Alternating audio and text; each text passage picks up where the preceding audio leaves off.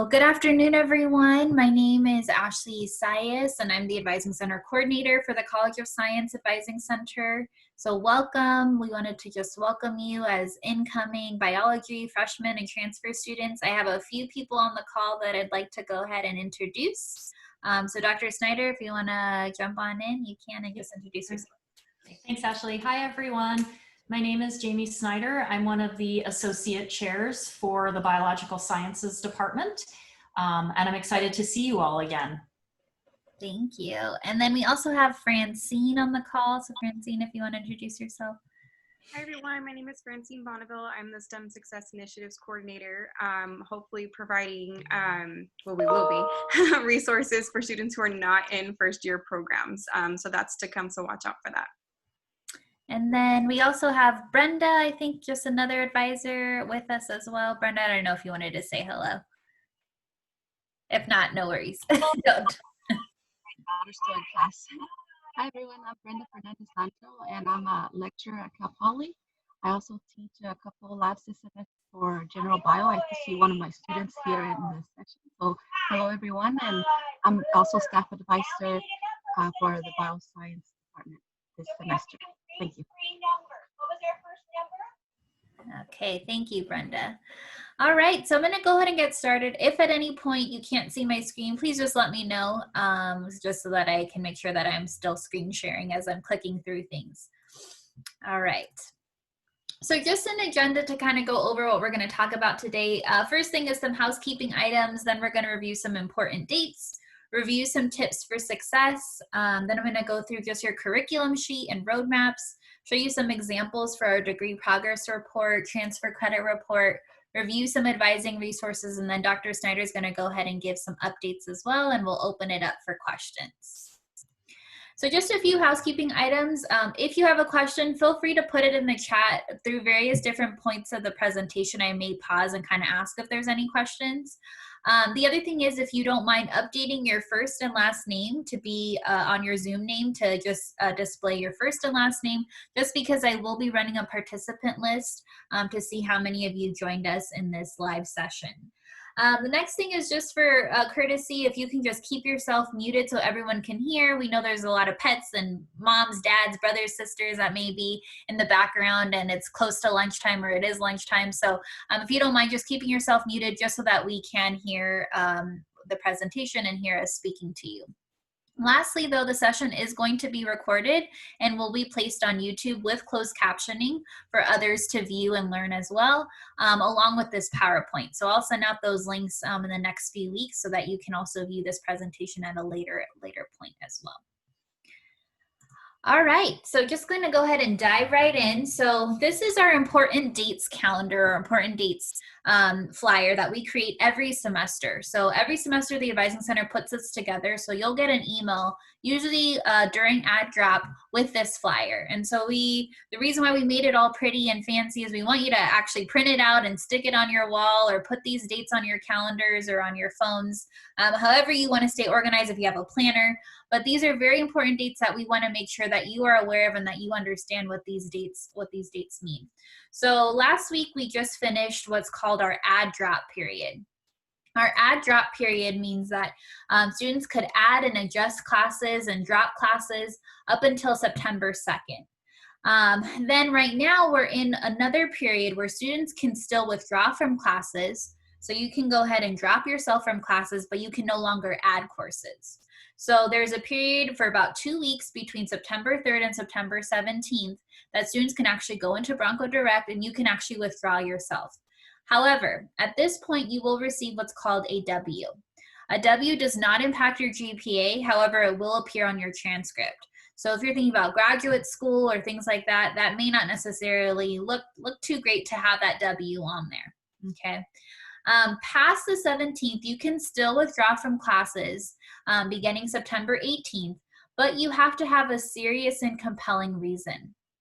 Serious and compelling reason could be maybe sickness or something outside of your control that usually you need to submit documentation for. And so we really want students to try and withdraw in these first few weeks of the semester so they don't have to go through that final process of actually submitting a petition, and it needs to be approved at various different levels, goes all the way up into the administration level for approval. Then starting in October, we have registration. So we do have a winter session here at Cal Poly Pomona. However, it is very short. It's usually about 2 to 3 weeks. Not too many courses are offered. So you probably, as a freshman or an incoming transfer, you're probably not going to take many courses here. It's usually for students that are graduating and things like that. But the dates that I did want to really acknowledge is our priority registration dates for spring and our general registration dates for spring as well.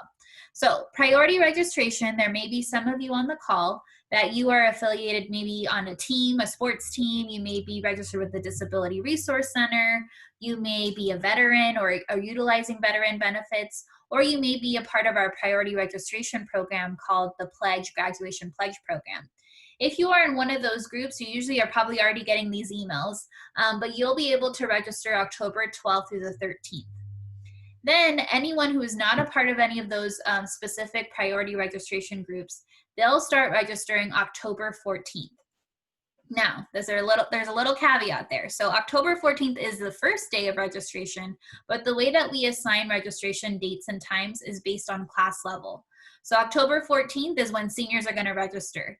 They usually get 2 or 3 days, and then the juniors start registering. They get another 2 or 3 days, and then the sophomores start registering, and then the freshmen. So October 14th is when general registration begins, but as a freshman, you may not have a registration date until October 20th. So this information will all be listed on Bronco Direct, and I have a screenshot to show you what this looks like. The other thing that I wanted to mention is that you are given a specific time. So it may be you have a registration date of October 20th at 10 a.m. A student may email me at 8 a.m. and say, Ashley, it's October 20th. Why can't I register? Because it doesn't actually start until 10 a.m. So you actually want to be sure that you're looking at the date and the time, because that is very, very important. The other thing though that I wanted to mention is there's some holidays coming up in November, so Veterans Day and Thanksgiving break. There's also some fee deadlines, so December 3rd is when your spring fees are due, so want to be mindful of that. And then finals, very important, is December 7th through the 13th. So these are just some important dates, and like I said, every term we kind of put this flyer together just so that you are aware of these dates. Okay. Let's see. So just some overall tips for success. And I've been saying this in a lot of the sessions. So you are actually my 4th session that I've done. So I've done it by department. And these tips really can be applied to anyone at Cal Poly Pomona. So it's not just for freshmen and incoming transfer students. It's really for any student. So first thing is regularly check your Cal Poly Pomona email. Kudos and congratulations to you all. Give yourselves a pat on the back because you actually read my email. So that means that you are actually looking at your Cal Poly Pomona email. Otherwise, you wouldn't have known of this workshop. So that's first step. Especially in this remote virtual environment, it is very, very key and crucial that you are looking at your email. Normally, you know, there may be flyers posted on campus, or there may be people walking around and kind of sharing the information. Now we don't have, you know, that luxury. So we really can only communicate with you via email. And that is the official way the university is communicating with students. So definitely check your CPP email. I usually tell students, because they'll say how often, I usually say once a day. So that's kind of my rule of thumb there. The next thing is regularly check your Bronco Direct account. So I have some screenshots throughout the presentation that I'm going to kind of show you what that looks like. With your Bronco Direct account, it doesn't change too much from term to term, but I usually will say maybe at least once a semester, check your degree progress report and your Bronco Direct account. With your account, more specifically, I would definitely recommend checking it before registration begins, because that'll tell you if you have like a hold on your account, which a hold would prevent you from registering for courses. You may need to, let's say, update your emergency contact information, or you may need to do a sexual harassment training. And so all that information would be listed on your Bronco Direct account. So usually for Bronco Direct, I usually say right before registration, you know, a few weeks before registration, definitely check to make sure you don't have any holds. Fourth point is be aware of advising and registration timelines. So I kind of just went through that in the previous slide. So you definitely want to make sure, I just gave you the dates and information for the winter and the spring, but then there's going to be some new dates that are going to be released in spring to register for the next term. So you want to be sure that you're always looking at that every semester. Next is just taking 30 units per academic year. So most of our degree programs in biology, well, all of them actually, require 120 units to graduate.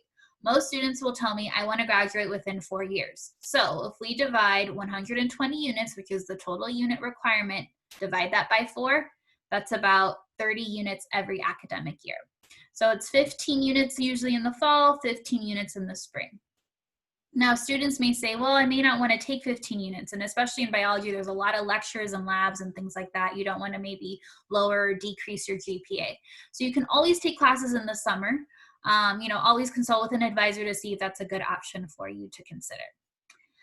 Next is getting involved in clubs and organizations. We, again, want to stress this opportunity as an area that is very important, especially, again, because we are virtual. So a lot of the clubs and organizations, they are still meeting. They're meeting via Zoom. And so we really would encourage you to do that. I know at orientation that was really expressed. You can also check out clubs and organizations in MyBar. So it doesn't have to necessarily be major related. It could be something else. But the point is we want you to create those connections and a sense of belonging here at Cal Poly Pomona because it's very, very important. Second to last point is academic difficulties. I've had a lot of students reach out to me over the last few weeks, just kind of sharing this remote learning work environment, and it's very complex. And I know, a lot of students are struggling. And so it's important to reach out to the Learning Resource Center. So get tutoring, visit your faculty in your office hours, create study groups if you can. I know sometimes those would happen organically in maybe a regular class setting. So you're going to have to make a little bit more of an effort to get that done in this remote work, I keep saying remote work because I'm also working from home, but remote learning environment or virtual learning environment. And then the last thing is get regular advising to stay on track. And so Dr. Snyder is going to talk about some advising opportunities, but definitely, you taking advantage of all these different types of workshops is very, very important. All right, so I'm going to actually go in and dive into the curriculum sheet. So this, again, is a little bit of a review, but I just want to make sure a lot of students, sometimes they attend orientation and some of this information is a lot, and so they may not necessarily be able to grasp or understand it. So I'm going to go ahead and click this link here. And like I said, this PowerPoint is going to be sent out to you all, so you're going to have all of these links on your for your records. So let me go ahead and just want to make sure, can everyone see my screen okay with the curriculum sheet? Perfect. Okay, so I'm going to start off with biology, then I'll do environmental biology and biotechnology. And so as I mentioned, 120 units are required for the degree. And so as long as you complete everything listed on this sheet, along with completing a total of 120 units, then you will be able to graduate. So I wanted to go ahead and start off with general education. General education is 48 units of this 120 unit requirement. And so there are 5 different GE areas: Area A, Area B, Area C, Area D, and Area E. And among these areas, there's different unit requirements that are required. So Area A requires 9 units, Area B requires 12 units, etc. Among these areas, there's also sub-areas. What you have to keep in mind is you basically have to take 1 GE per area. So not more than 1, just 1. So you have to take 1 class in Area A1, 1 class in Area A2, 1 class in Area A3. And so what I wanted to mention is a few things. One, as a freshman, you may have taken maybe, let's say, AP English. So you may already have A2 credit. That's great. So I'm going to show you what that looks like in just a second. But as a transfer student, you will at least have to take 3 GEs here at Cal Poly Pomona. That would be a B5, C3, and D4. No matter what, those have to be done here at Cal Poly Pomona because they are upper division courses and certain units have to be done here at Cal Poly. And so as a transfer student, you are going to definitely have to take a B5, C3, and D4. The other thing I wanted to mention, and I'll talk about it a little bit more when I move over to another column here, is there are some classes that you are going to have to take for your major that will double count as both a core requirement and a general education course. So I always tell students you don't want to be taking extra courses that you don't need.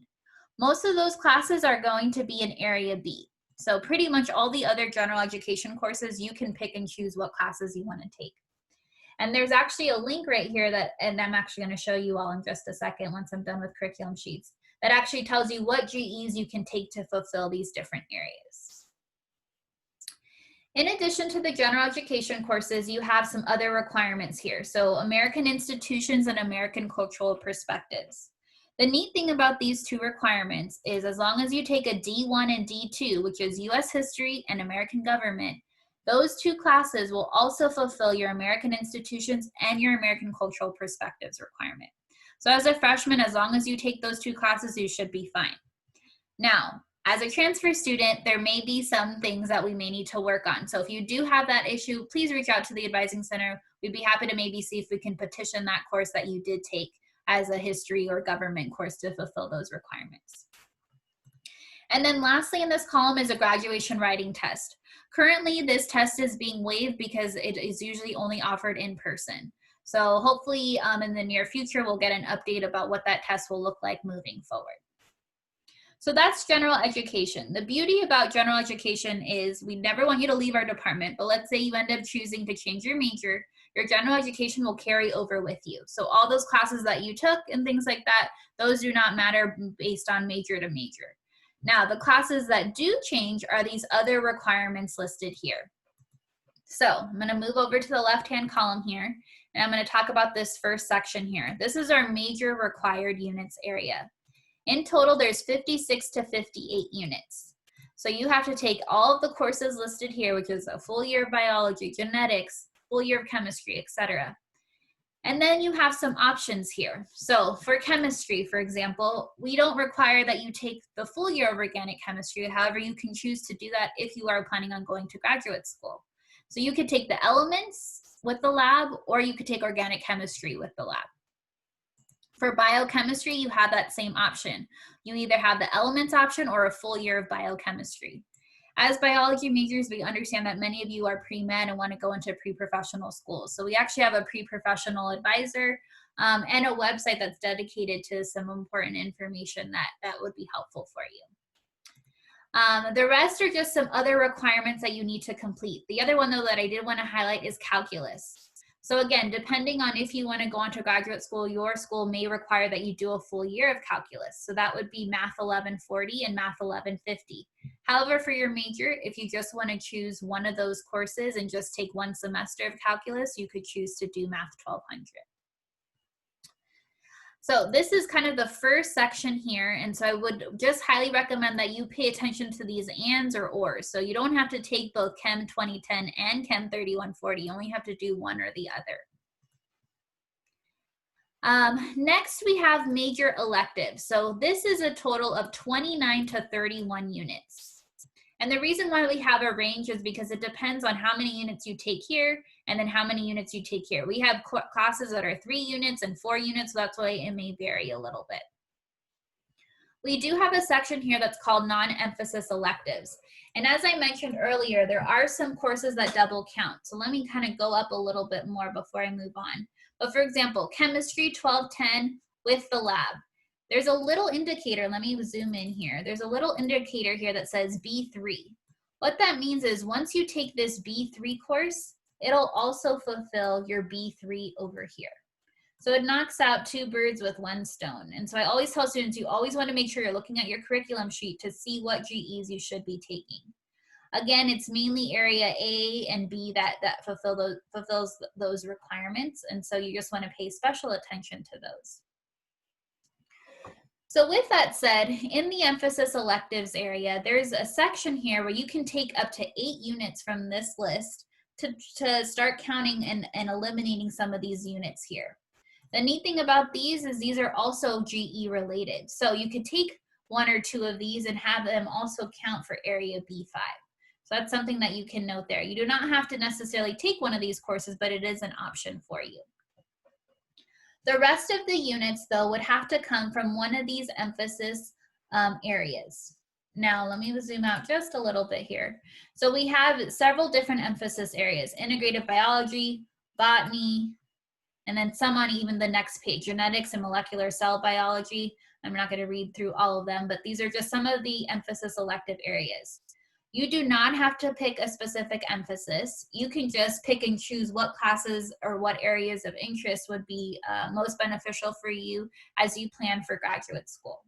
So usually I tell students they want to pick and choose these emphasis electives with a faculty advisor, just since they are the experts within those fields and may be able to kind of lead you and guide you in selecting some of these.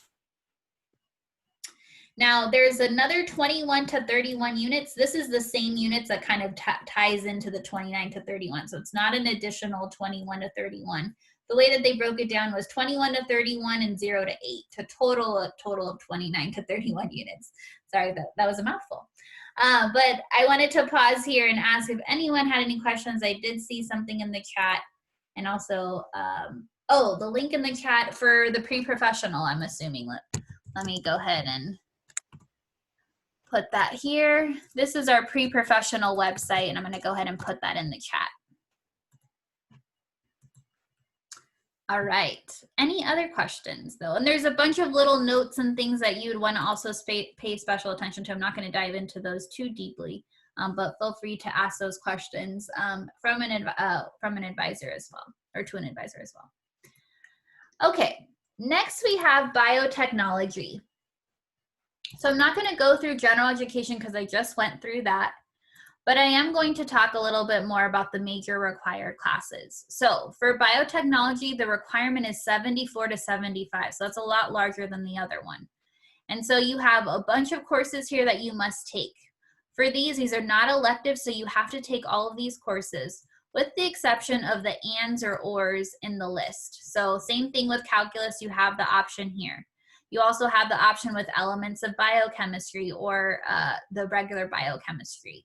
For this one, you do not have the options for organic chemistry. You actually have to take organic chemistry 1, so you cannot take the elements of organic chemistry. For this one as well, there's also a specific area B5 that you must take. So this doesn't actually count as an elective for biotechnology majors. It actually counts as a major required core course. So you want to always be sure that you're looking at the correct curriculum sheet. And I'm going to show you a screenshot in just a second so you know, first of all, what your major is and what option you are, and also what curriculum year you started under. So all of you as a new incoming student, your curriculum year is going to be 2020 to 2021. So what that means is you don't want to be looking at curriculum sheets from last year, and there will be a new curriculum sheet next year. You're not held to those degree requirements. You're only held to the ones that you were admitted under. Besides core classes, you also then have an electives area, and this is where it's major electives, 15 to 16 units. So it's a little bit less than the general biology, and you again do have emphasis areas that you can pick and choose from. So it says a combination of courses from the 5 emphases would satisfy this requirement. There's emphases again on the next page.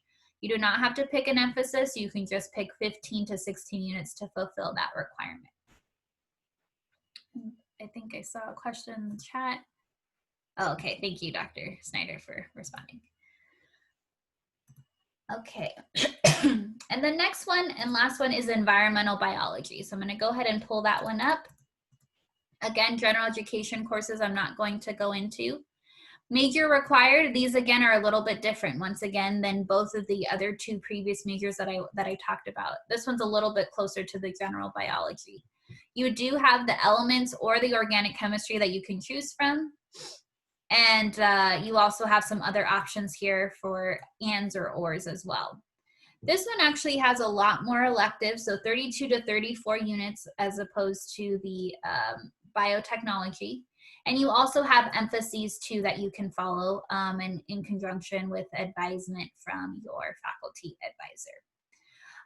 The other thing that I wanted to mention is you do have some restricted electives, and I think you also have this on your general biology degree as well. Whenever you see unrestricted or restricted electives, this means you either have, for this particular major, it says that you need 2,000, 3,000, or 4,000 level courses from the major required. So you just got to make sure that, again, we're meeting the 120 unit requirement. And I have a screenshot that I'll show in just a second that kind of displays some of that information. All right, before I move on, Dr. Snyder, I don't know if there was anything that you wanted me to cover else on the curriculum sheets.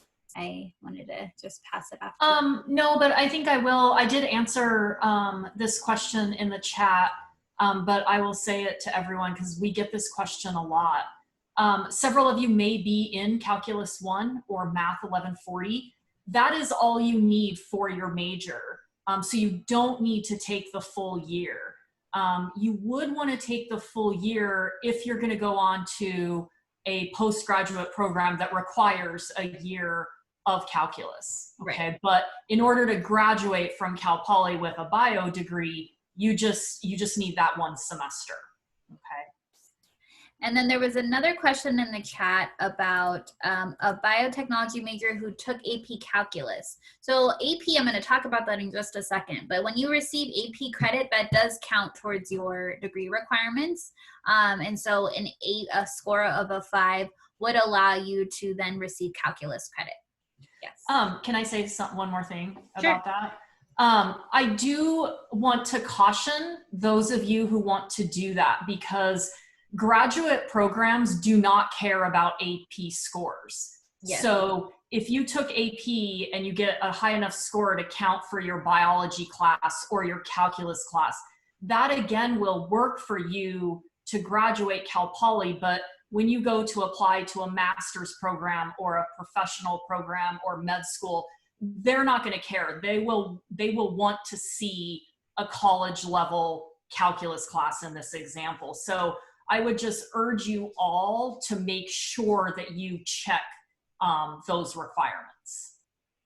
Yeah, that is a very good point. Thank you, Dr. Snyder. So the other thing that I just wanted to show you all on this page is your roadmap. So roadmaps are just a general list of courses and they're paired by academic term and academic year.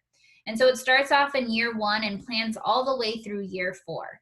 And so this is just a really neat tool to use. So in order to kind of work towards your degree requirements, you want to be using your curriculum sheet, which I just showed you, your roadmap, and then what's called your degree progress report. And I'm going to show you that in just a second.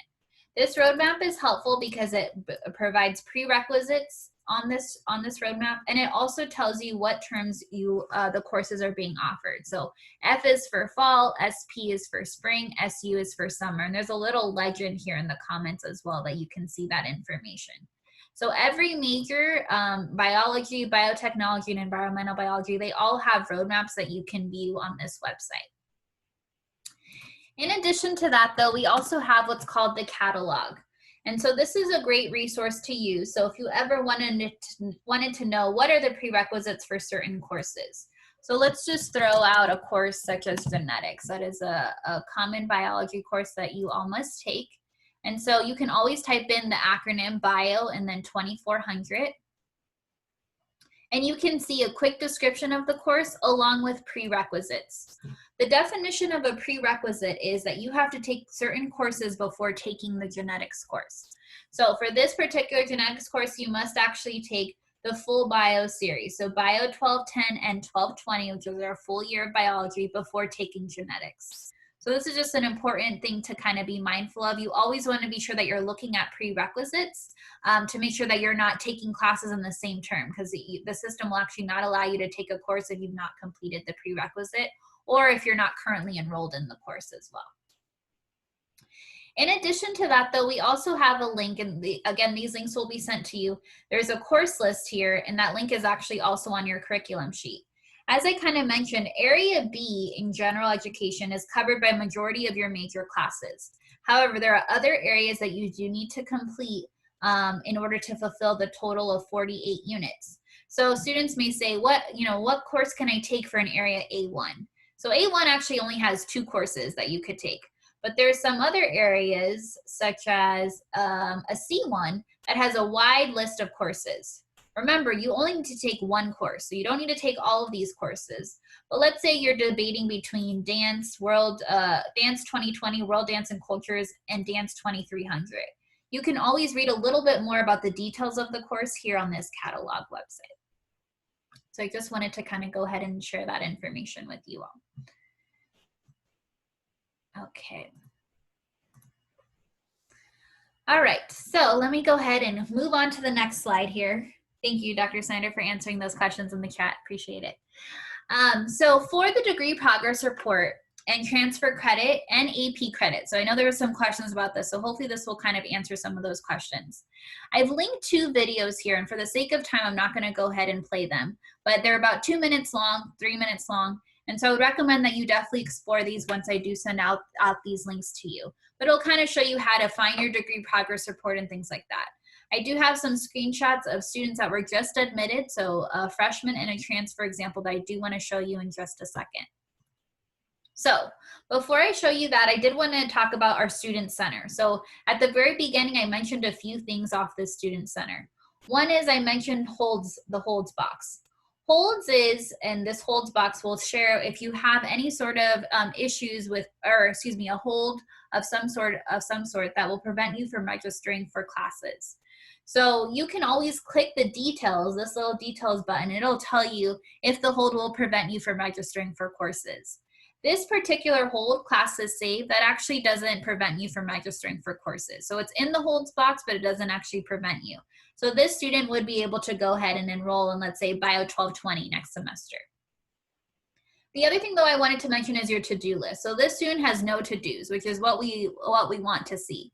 But sometimes there'll be a to-do list item such as like immunization records, or you need to do a Title IX training, which is our sexual harassment training. Anytime there's something placed in your holds box or your to-do list box, you do get an email to your Cal Poly Pomona email, but unfortunately students don't check their email. And so that's why it may not necessarily appear until you actually look at your Bronco Direct account and see those to-do list or holds box items. The other thing I wanted to mention is enrollment date. So as I mentioned earlier, you are all going to be given a specific day and time to register. The most common question I get is, Ashley, we're not going to get together like we did for orientation. We are not. So you're going to be registering completely on your own on your specific day and time. And so for that reason, you want to be looking at your curriculum sheet, which I just talked about, your roadmap, and then your degree progress report, which I'm going to show you in just a second. But for this particular example, you'll see here that you'll have a specific day and time listed. Those days and times will not be released until about 2 to 3 days before registration begins. So I would say middle of October, that's when you're going to see the information posted here. So this is just kind of a quick screenshot of the Student Center that I wanted to mention. I'm going to pause here. I did see some chats. I don't know if I need to answer anything in the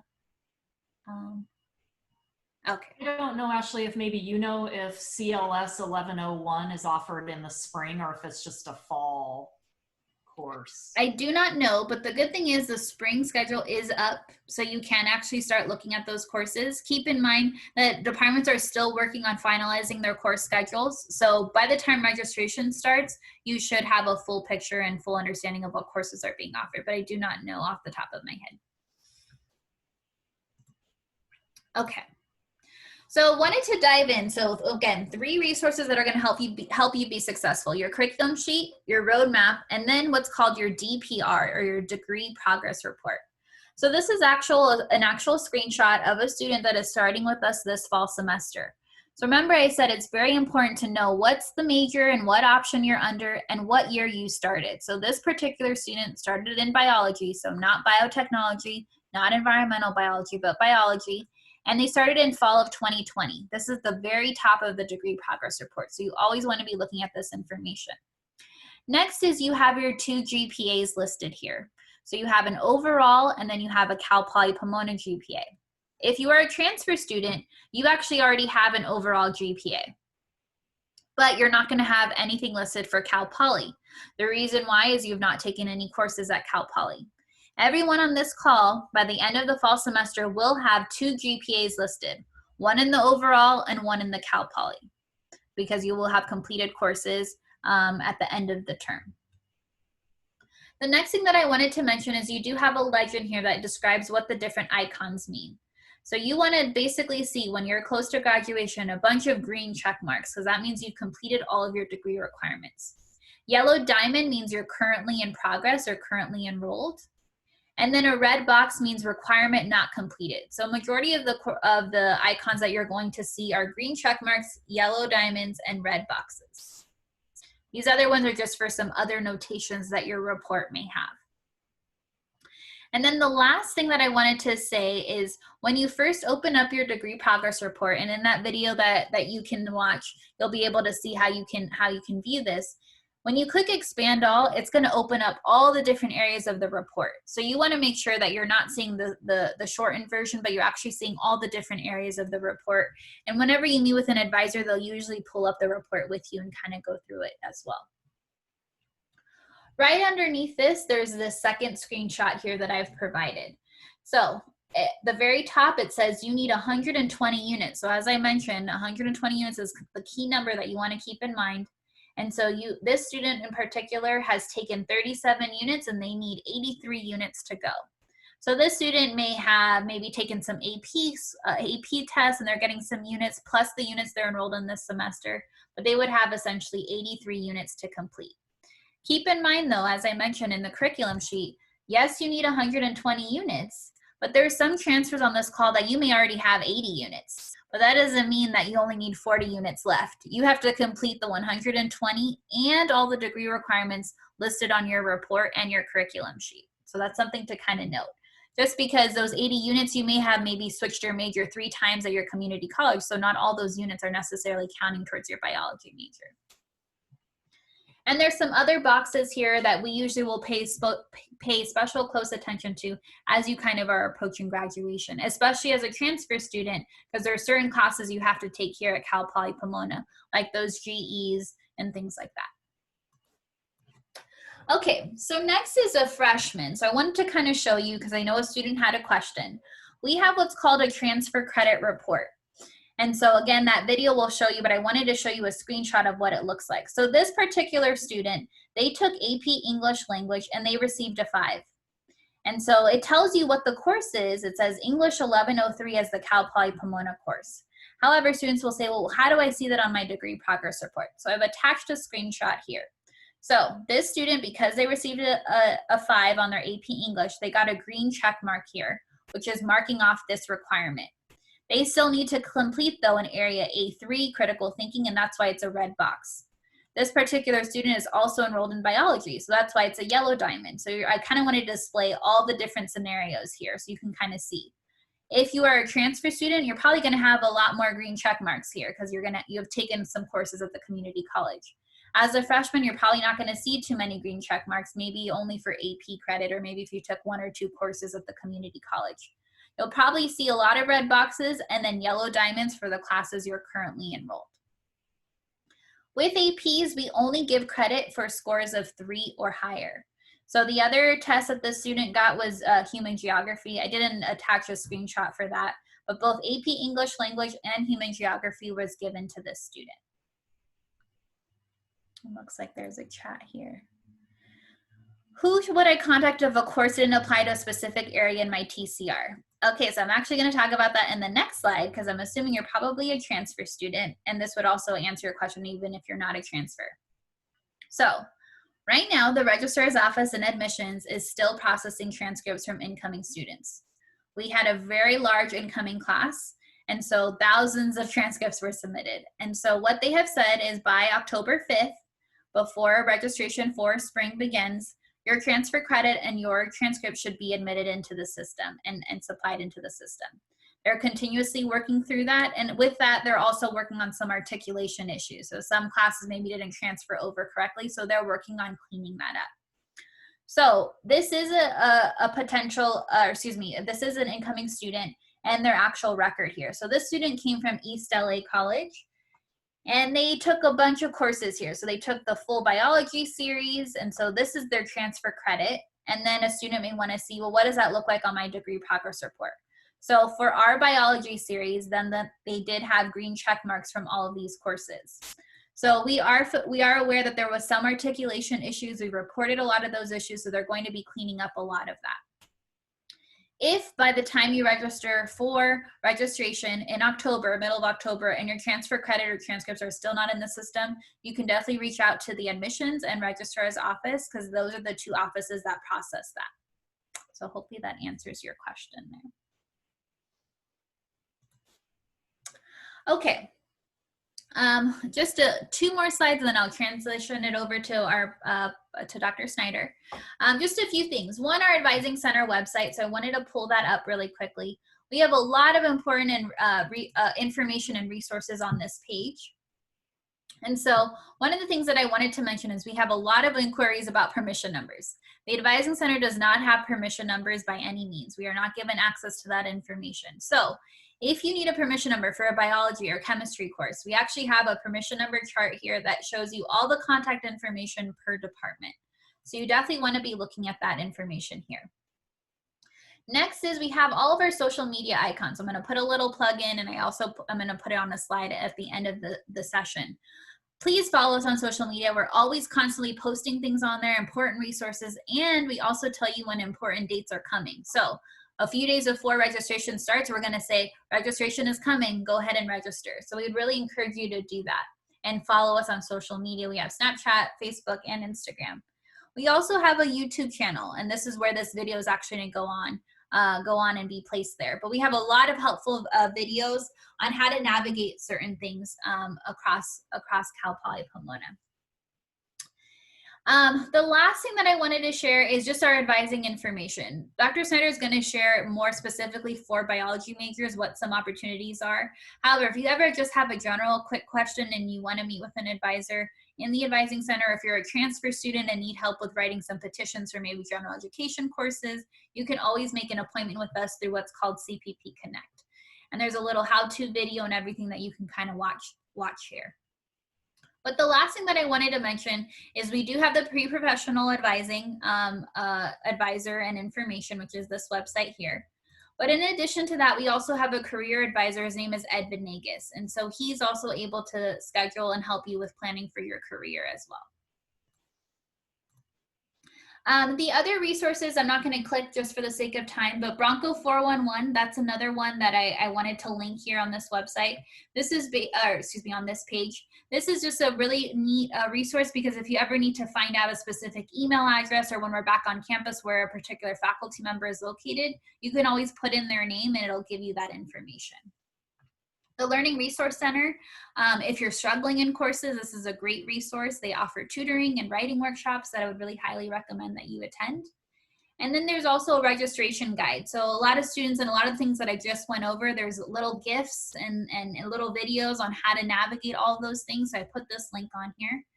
And then our Blackboard page. You all were invited to join our Blackboard organization for new and incoming students. And so there's a bunch of the resources and information that I shared and links on that website as well that I would highly encourage you to look at. And then lastly, Student Success Central. So that also has a lot of different information about policies, procedures, and just a lot of great resources. So there's plenty of information available. And so I kind of just wanted to put the really key important links on this slide here.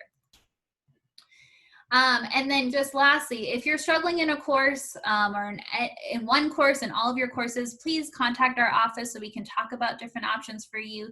Connect with your faculty during office hours. We also have the Counseling Resource Center, Disability Resource Center. We have the tutoring centers. And so there's a bunch of resources that are available to you.